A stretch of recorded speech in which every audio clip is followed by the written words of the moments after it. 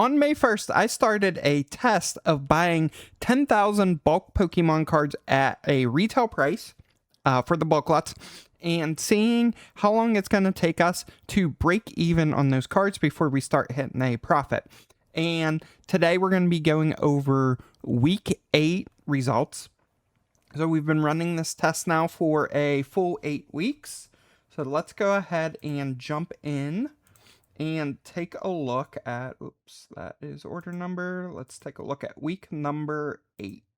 All right, so we're going to start off by taking a look at the individuals cards that sold, and then we're going to talk about our overall numbers and if we're still on track to break even on the lot and what that looks like. So I was expecting a slow week this week, and that's going to kind of be evident by the cards that we sold. However, we still sold quite a bit of cards. I think it was like 76 cards sold this week. But the reason I was expecting a slowdown is, as I talked about in last week's video, I decided to play around with the floor price and bump it up a little bit to see if I could reduce all of the really large orders I was shipping out. I was shipping out like some 65 to 70 card orders, and so I was trying to bring those down a little bit. I like my orders to be around 30 cards or less. I actually prefer 20 cards or less is ideal for me, just the way that I pick, pack, and ship orders. I can handle larger orders, but just it makes it easier. I can pick and pack some like on my lunch break, and it's just a little bit easier to package up those smaller ones and get them out whenever I have a couple minutes free. So we sold a Team Rocket's Energy from Destined Rivals. You can kind of see that one here, 27-cent card. And they did bundle that with a couple other cards. You can see we've got Misty's Determination, 2 of those. Both of those were from varying sets. So they picked up all 3 of those cards. You can see that there, 27, 31, and 20. This is when I bumped my floor price. I kept it at 18 cents. You're going to kind of see that here. And then as we get later into the week, you're going to see where that bumped up to 25 cents.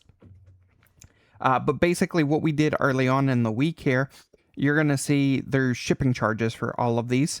And that is because we did 18-cent floor. But we're charging $1.49 shipping regardless of what they buy.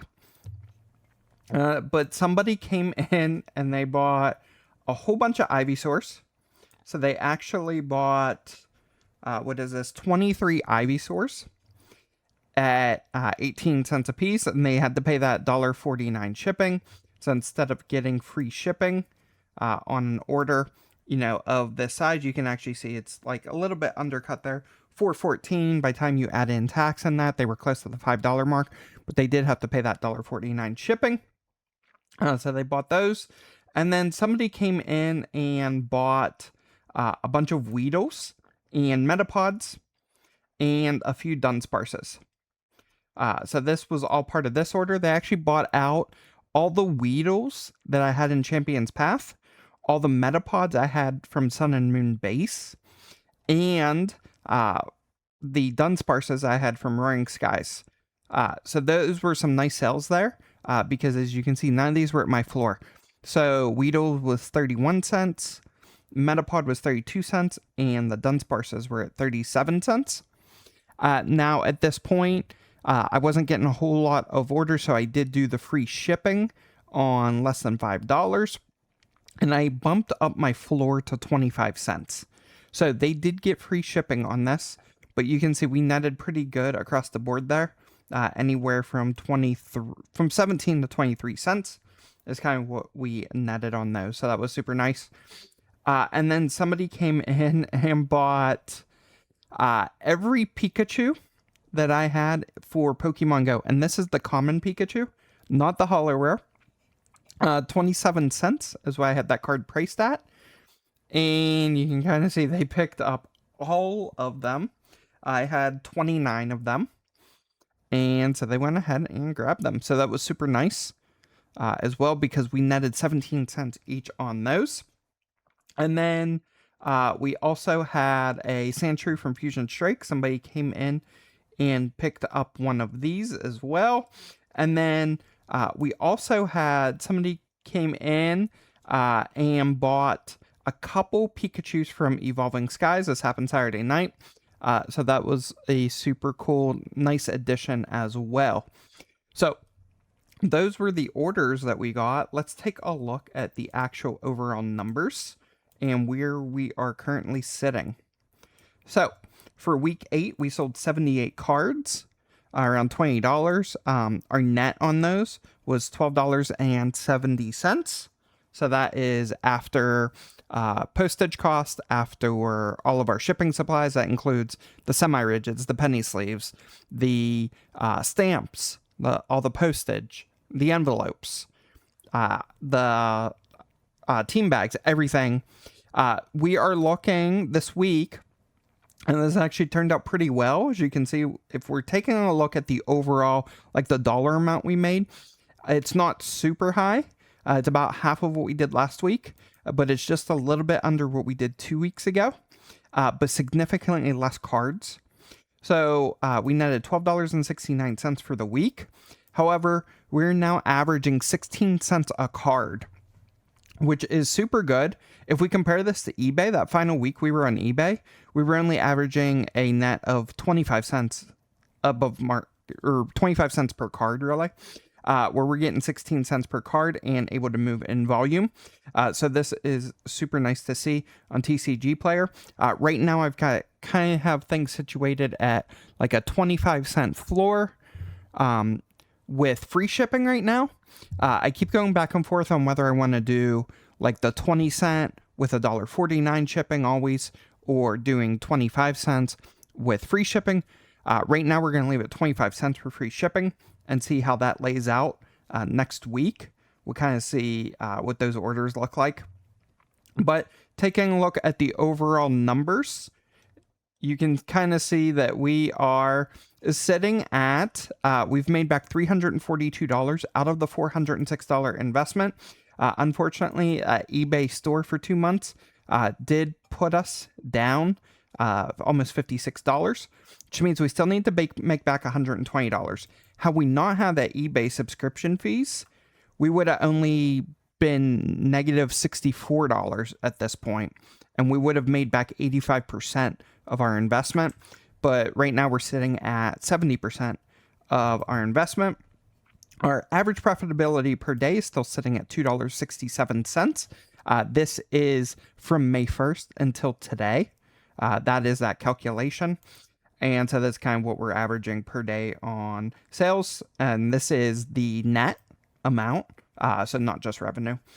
And then our 3-month projection, again, this is effective May 1st, 3 months out based on this, $223. And then our simulate buy was $187. So we're still on track. Now this number is dwindling a little bit. We'd like to see this go up a little bit more, but our 3-month projection, so after 12 weeks, we are still projected to break even and be in the positive by about $5. This is obviously going to fluctuate. If we do less sales in a week, it's going to look worse. This number is going to continue to go down. If we do more sales, then that number will go up. But for now, we are still on track to break even on this purchase with about 4 more weeks, I would say. So this is week 8. 3 months would basically put us at 12 weeks, about 90 days. And so we're looking at about, we're basically 2/3 of the way there. And you can kind of see that evident with here. We still got about 30% left to go. Again, had we not had the eBay subscription fee, then we may have been looking a little better. However, we did profit a little bit from those eBay sales. Just in general here, if we sum these up, our overall eBay, actually I have it right here. So we've made $44 off of eBay, but unfortunately we spent more than that on the subscription fee. So had we just listed those on TCG Player from the beginning and not did the store subscription, we would have been in a much better spot than we are right now. However, that was just part of the test that we did, and was kind of a good indicator that eBay is not really the place to be moving bulk, unless you want to move, maybe a card a week, or unless you have very sought after cards that you're just trying to charge a markup for, I'd much rather sell to the people looking to buy those lower end cards in volume on TCG Player, which is why I shifted over away from eBay and back to TCG Player. But you can kind of see, again, right, if I take out what that fee was, we would have been looking at about 85% had we made that same amount of profit with those cards on TCG Player. Even if we made half of that, we would still be looking at about a 10% gain over where we're sitting right now.